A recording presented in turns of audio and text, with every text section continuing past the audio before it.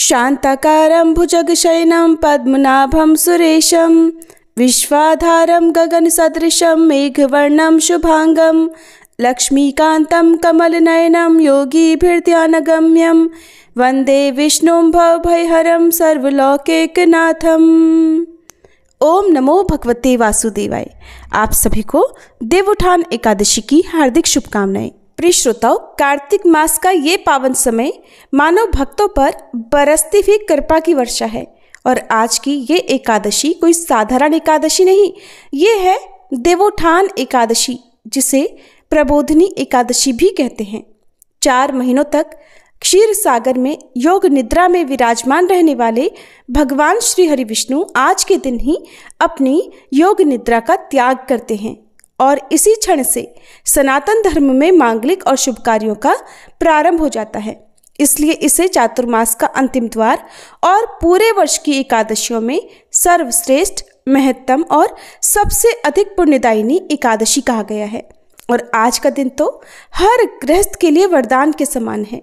जो व्यक्ति सच्चे मन, श्रद्धा और भक्ति भाव से भगवान की पूजा करता है, कथा सुनता है, उसके जन्म जन्म के पाप नष्ट होने लगते हैं और मन और हृदय निर्मल हो जाते हैं और ऐसे व्यक्ति के जीवन में धन, सुख, समृद्धि और शांति का वास होता है।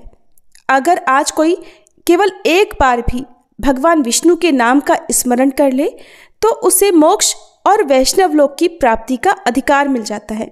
तो आइए अब हम सभी अपने अपने मन को शांत करें और अपने भीतर का द्वार खोलकर भक्ति और प्रेम के साथ तैयार हो जाएं, क्योंकि अब हम श्रवण करने जा रहे हैं देवोत्थान एकादशी की वो पावन कथा जो न केवल जीवन बदल देती है बल्कि आत्मा को भी पार उतारने की शक्ति रखती है। तो क्या आप तैयार हैं?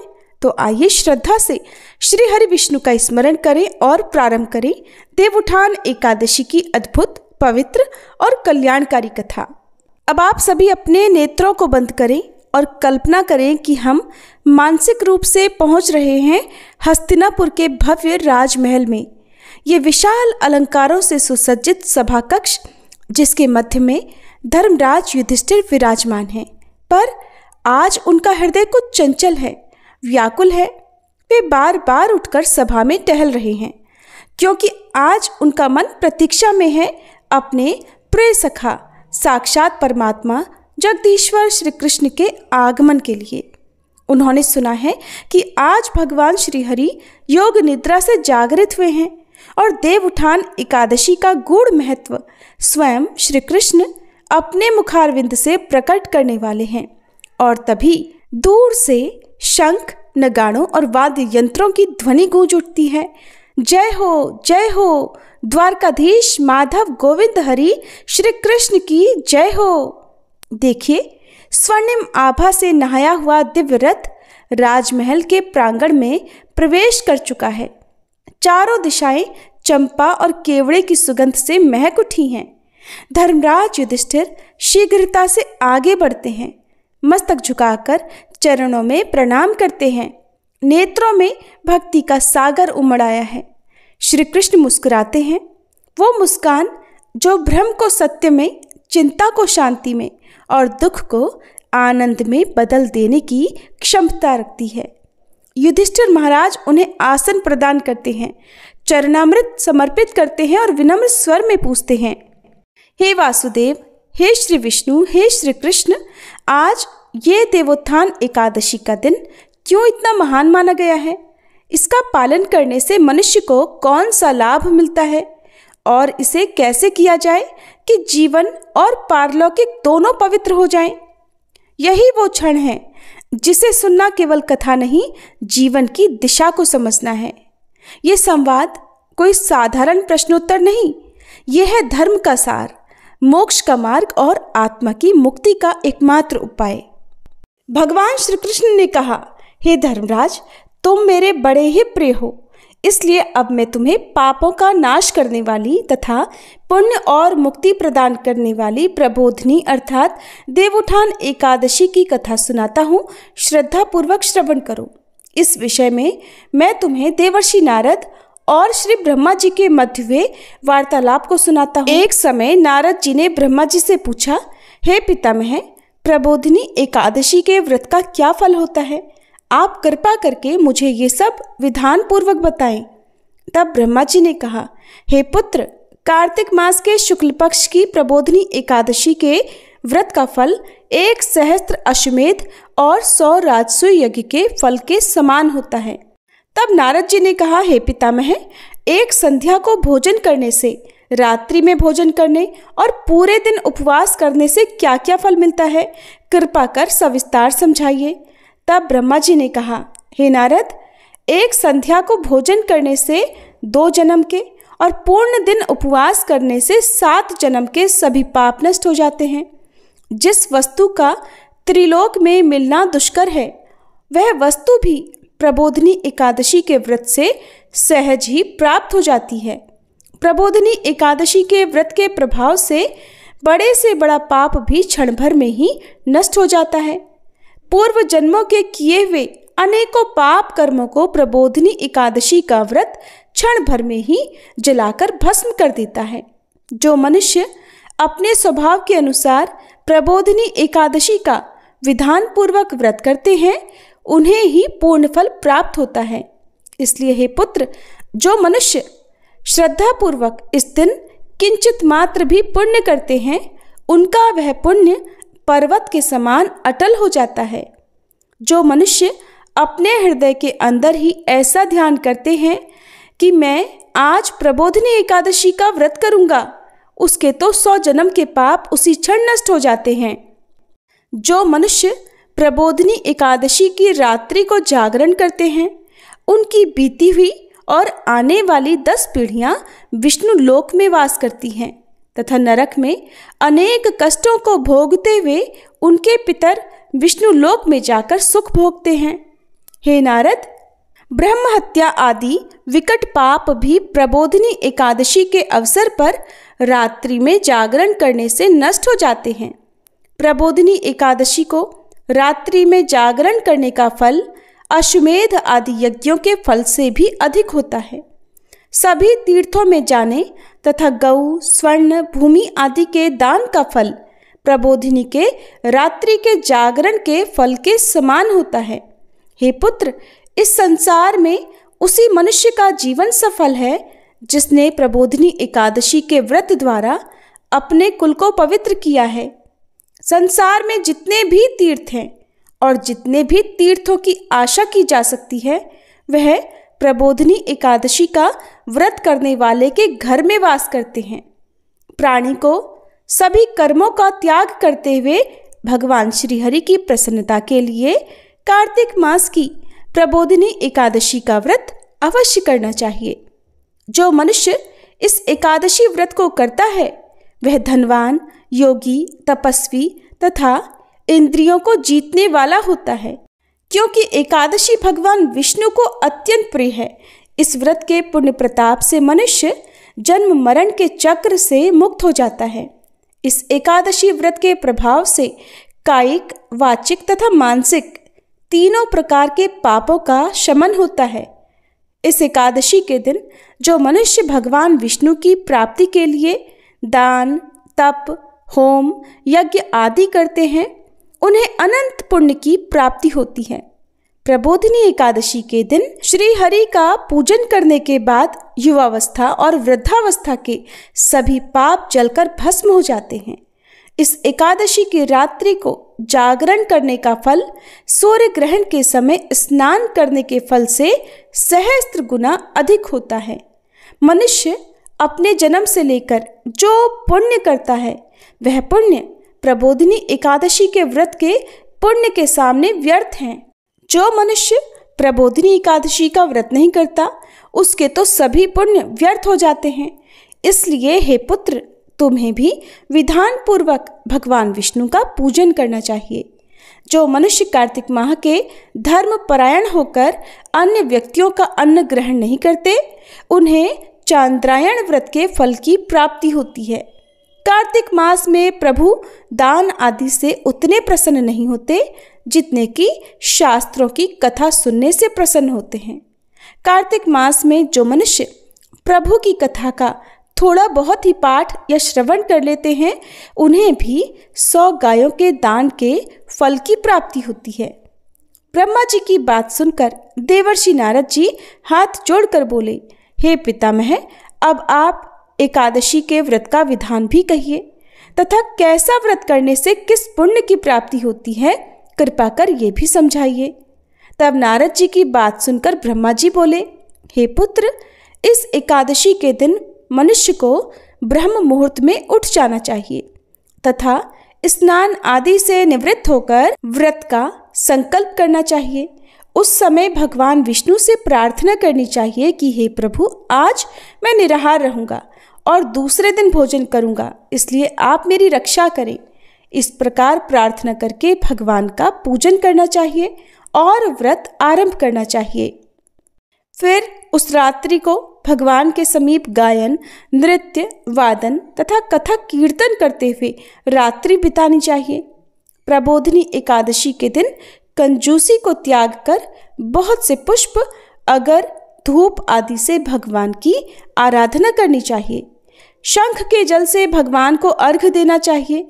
इसका फल तीर्थ दान आदि से करोड़ गुना अधिक माना जाता है। जो मनुष्य अगस्त्य पुष्प से भगवान का पूजन करते हैं, उनके सामने तो देवराज इंद्र भी हाथ जोड़ते हैं। कार्तिक मास में जो बिल्व पत्र से भगवान का पूजन करते हैं, उन्हें अंत में मुक्ति मिलती है। कार्तिक मास में जो मनुष्य तुलसी जी से भगवान का पूजन करता है, उसके 10,000 जन्मों के सभी पाप नष्ट हो जाते हैं। जो मनुष्य इस मास में श्री तुलसी जी के दर्शन, स्पर्श, ध्यान, कीर्तन, रोपण अथवा सेवन करते हैं, वे सहस्त्र कोटि युगों तक भगवान विष्णु के लोक में वास करते हैं। जो मनुष्य तुलसी का पौधा लगाते हैं, उनके कुल में जो जन्म लेते हैं, वे प्रलय के अंत तक विष्णु लोक में निवास करते हैं। जो मनुष्य भगवान का कदम्ब पुष्प से पूजन करते हैं, वह यमराज के कष्टों को नहीं पाते। सभी मनोकामनाओं को पूर्ण करने वाले भगवान विष्णु कदम्ब पुष्प को देखकर अत्यंत प्रसन्न होते हैं। यदि उनका कदम्ब पुष्प से पूजन किया जाए तो इससे उत्तम बात तो और कोई नहीं है। जो गुलाब के पुष्प से भगवान का पूजन करते हैं, उन्हें निश्चित ही मुक्ति मिलती है। जो मनुष्य वकुल और अशोक से भगवान का पूजन करते हैं, वे अनंत काल तक शोक से रहित रहते हैं। जो मनुष्य भगवान विष्णु का श्वेत और लाल कनेर के पुष्पों से पूजन करते, उन पर भगवान अत्यंत प्रसन्न होते हैं। जो मनुष्य भगवान श्री हरि का दूर्वा दल से पूजन करते हैं, वे पूजा के फल से 100 गुना अधिक फल प्राप्त करते हैं। जो भगवान का शमी पत्र से पूजन करते हैं, वे भयानक यमराज के मार्ग को सुगमता से पार कर जाते हैं। जो मनुष्य चंपक पुष्प से भगवान का पूजन करते हैं, वे जीवन मृत्यु के चक्र से मुक्त हो जाते हैं। जो मनुष्य पीले और रक्त वर्ण कमल के सुगंधित पुष्पों से भगवान का पूजन करते हैं, उन्हें श्वेत द्वीप में स्थान मिलता है। इस प्रकार रात्रि में भगवान का पूजन करके प्रातःकाल शुद्ध जल की नदी में स्नान करना चाहिए। स्नान करने के बाद भगवान की स्तुति करते हुए घर आकर भगवान का पूजन करना चाहिए। इसके बाद ब्राह्मणों को भोजन कराना चाहिए तथा दक्षिणा देकर आदर सहित उन्हें प्रसन्नतापूर्वक विदा करना चाहिए। फिर गुरु की पूजा करनी चाहिए और ब्राह्मणों को दक्षिणा देकर नियम को छोड़ना चाहिए। जो मनुष्य रात्रि स्नान करते हैं, उन्हें दही और शहद दान करना चाहिए। जो मनुष्य फल की आशा करते हैं, उन्हें फल दान करना चाहिए।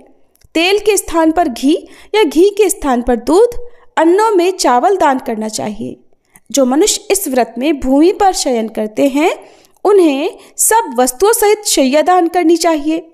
जो मौन धारण करते हैं, उन्हें स्वर्ण सहित तिल दान करना चाहिए। जो मनुष्य कार्तिक मास में खड़ाऊ धारण नहीं करते, उन्हें खड़ाऊ दान करने चाहिए। जो इस मास में नमक त्यागते हैं, उन्हें शक्कर दान करनी चाहिए। जो मनुष्य नित्य प्रति देव मंदिरों में दीप प्रज्वलित करते हैं, उन्हें स्वर्ण अथवा तांबे के दीपक को घी या बत्ती सहित दान करना चाहिए। जो मनुष्य चातुर्मास व्रत में किसी वस्तु को त्याग देते हैं, उन्हें उस दिन से उस वस्तु को पुनः ग्रहण करना चाहिए। और जो मनुष्य प्रबोधिनी एकादशी के दिन विधान पूर्वक व्रत करते हैं उन्हें अनंत सुख की प्राप्ति होती है और अंत में स्वर्ग को वे जाते हैं। जो मनुष्य चातुर्मास व्रत को बिना किसी बाधा के पूर्ण कर लेते हैं उन्हें दोबारा जन्म नहीं लेना पड़ता। जिन मनुष्यों का व्रत खंडित हो जाता है उन्हें दोबारा प्रारंभ कर लेना चाहिए। जो मनुष्य इस एकादशी के महात्म्य का श्रवण और पाठ करते हैं उन्हें अश्वमेध यज्ञ के फल की प्राप्ति होती है। इस प्रकार भगवान श्री कृष्ण ने देवउत्थान एकादशी का संपूर्ण महत्व, उसका पुण्य, उसका गूढ़ रहस्य और उसके अनुष्ठान का तरीका धर्मराज युधिष्ठिर को अत्यंत मधुर, दिव्य और स्पष्ट शब्दों में बताया। सभा में बैठे सभी राजपुरुष, विद्वान, ऋषि और ब्राह्मण निर्मल भाव से ध्यान लगाए सुनते रहे। हर शब्द मानो हृदय पर अमृत की तरह बरसता जा रहा था, मानो स्वयं धर्म का स्वरूप सभा में अवतरित हो गया हो। जब भगवान ने अपना उपदेश समाप्त किया तो सभा में अद्भुत नीरवता छा गई। वातावरण में शांति, तेज और भक्ति की तरंगें फैल गईं। धर्मराज युधिष्ठिर की आंखों में आनंद के अश्रु फूट पड़े। उन्होंने हाथ जोड़कर कहा, हे भगवान, आज आपने केवल मेरी ही नहीं समस्त मानवता की जिज्ञासा शांत कर दी। ये ज्ञान जीवन और परलोक दोनों को प्रकाशमान कर देने वाला है। हमारी आने वाली पीढ़ियां भी इसका अनुसरण करेंगी। श्री कृष्ण ने स्नेहपूर्ण दृष्टि से युधिष्ठिर को देखा और अपने सुदर्शन समान तेजस्वी मुख से वचन दिया, हे धर्मराज, जो मनुष्य आज के दिन भक्ति से व्रत को करता है, दीपदान करता है और ये कथा श्रवण करता है, उसका जीवन पवित्र हो जाता है और उसका मार्ग स्वयं मैं प्रशस्त करता हूँ। ऐसा कहते हुए भगवान का दिव्य तेज और बढ़ने लगा। उसका रूप मानो सूर्य के मध्य स्थित चंद्रमा जैसा कोमल भी था और आलोकमय भी। धीरे धीरे उनका स्वर्णिम रथ सभा से आगे बढ़ा। शंख की गूंज फिर से आकाश में फैल उठी और देखते ही देखते श्री कृष्ण अंतर्ध्यान हो गए। पर उनका दिया ज्ञान, प्रेम और कृपा वही सभा में, वही हृदयों में और वही आत्माओं में अविचलित रूप से स्थिर हो गया। उस दिन से धर्मराज युधिष्ठिर ने और उनके माध्यम से संपूर्ण संसार ने देवउत्थान एकादशी का व्रत परम भक्ति भाव से करना आरंभ कर दिया। और आज भी जो कोई इस व्रत को सच्चे मन से करता है वह जन्म जन्म के बंधन काट कर भगवत धाम की ओर अग्रसर होने लगता है। प्रिय श्रोताओ, ये था देवउत्थान एकादशी महात्म्य। आप सुनिए देवउत्थान एकादशी की दूसरी कथा। एक बार एक राजा के राज्य में सभी लोग एकादशी का व्रत रखा करते थे। प्रजा और नौकर चाकरों से लेकर पशुओं तक को एकादशी के दिन अन्न नहीं दिया जाता था। एक दिन किसी दूसरे राज्य का एक व्यक्ति राजा के पास आकर बोला, महाराज, कृपा करके मुझे नौकरी पर रख लीजिए। तब राजा ने उसके सामने एक शर्त रखी कि ठीक है, तुम्हें नौकरी पर रख लेते हैं, किंतु रोज तो तुम्हें खाने को सब कुछ मिला करेगा, परंतु एकादशी के दिन अन्न नहीं मिलेगा। उस व्यक्ति ने उस समय तो हाँ कर ली, परंतु एकादशी आने पर जब उसे फलाहार की सामग्री दी गई तब तो वह राजा के सामने जाकर गिड़गिड़ाने लगा, महाराज, इससे तो मेरा पेट नहीं भरेगा, मैं तो भूखा ही मर जाऊंगा, कृपया मुझे अन्न दे दीजिए। राजा ने उसे शर्त की बात याद दिलाई, किंतु वह व्यक्ति मारे भूख के अन्न छोड़ने को तैयार ही नहीं हुआ। तब राजा ने उसे आटा, दाल, चावल आदि दे दिए। अब वह नित्य की तरह नदी पर पहुंचा और स्नान कर भोजन पकाने लगा। जब भोजन पक गया तब वह भगवान को बुलाने लगा, आइए प्रभु, भोजन तैयार है। उसके बुलाने पर तुरंत ही पीताम्बर धारण किए भगवान चतुर्भुज रूप में आ पहुंचे और प्रेम से उसके साथ भोजन करने लगे। भोजन आदि करके भगवान तो अंतर्ध्यान हो गए और वह व्यक्ति अपने काम पर चला गया। 15 दिन बाद अगली एकादशी को वह फिर राजा से कहने लगा, महाराज, अब की बार मुझे दुगनी सामग्री दीजिएगा, क्योंकि उस दिन तो मैं भूखा ही रह गया था। राजा ने कारण पूछा तो व्यक्ति ने बताया कि महाराज, हमारे साथ भगवान भी तो भोजन ग्रहण करते हैं, इसलिए भोजन की ये सामग्री हम दोनों के लिए पूरी नहीं पड़ती। ये सुनकर राजा को बड़ा आश्चर्य हुआ। वह बोला, मैं नहीं मान सकता कि भगवान तुम्हारे साथ भोजन करते हैं। अरे मैं तो इतने व्रत रखता हूँ, पूजा करता हूँ, दान करता हूँ, पर भगवान ने तो मुझे कभी दर्शन नहीं दिए। राजा की बात सुनकर वह बोला, महाराज यदि विश्वास न हो तो साथ चलकर देख लीजिए। फिर तो राजा एक पेड़ के पीछे छुपकर बैठ गया। उस व्यक्ति ने भोजन पकाया और भगवान को शाम तक पुकारता रहा, परंतु भगवान नहीं आए। आखिरकार उस व्यक्ति ने कहा, हे प्रभु, यदि आज आप नहीं आए तो मैं इस नदी में कूदकर अपने प्राण त्याग दूंगा। भगवान नहीं आए। तब वह व्यक्ति प्राण त्यागने के उद्देश्य से नदी की तरफ बढ़ा। प्राण त्यागने का उसका दृढ़ इरादा जानकर भगवान शीघ्र ही प्रकट हो गए और उसे रोक लिया। फिर साथ बैठकर भोजन करने लगे। भोजन ग्रहण करने के बाद, जल पीने के बाद वे उसे अपने विमान में बिठाकर अपने धाम में ले गए। ये देखकर राजा ने सोचा कि व्रत उपवास से तब तक कोई फायदा नहीं होता जब तक मन शुद्ध न हो। इससे राजा को ज्ञान मिला। फिर वह भी सच्चे मन से व्रत उपवास करने लगा और अंत में एकादशी व्रत के पुण्य प्रताप से वह राजा स्वर्ग को प्राप्त हुआ। अब देवउठान एकादशी के इस पावन अवसर पर सुनिए तुलसी विवाह की कथा। एक बार भगवान शिव ने अपने तेज को समुद्र में फेंक दिया। उससे एक महा तेजस्वी बालक ने जन्म लिया। ये बालक आगे चलकर जालंधर के नाम से पराक्रमी दैत्य राजा बना और इसकी राजधानी का नाम जालंधर नगरी था। दैत्यराज कालनेमी की कन्या वृंदा का विवाह जालंधर से हुआ। जालंधर महाराक्षस था। अपनी सत्ता के मद में चूर उसने मां लक्ष्मी जी को पाने की कामना से युद्ध किया, परंतु समुद्र से ही उत्पन्न होने के कारण माता लक्ष्मी ने उसे अपने भाई के रूप में स्वीकार किया। तब देवताओं से युद्ध में पराजित होकर जालंधर देवी पार्वती जी को पाने की लालसा से कैलाश पर्वत पर गया। भगवान देवाधिदेव शिव जी का ही रूप धरकर वह माता पार्वती जी के समीप गया, परंतु माता ने अपने योग बल से उसे तुरंत पहचान लिया और वहां से अंतर्ध्यान हो गई। तब देवी पार्वती ने क्रुद्ध होकर सारा वृत्तांत भगवान विष्णु को सुनाया। जालंधर की पत्नी वृंदा अत्यंत पतिव्रता स्त्री थी।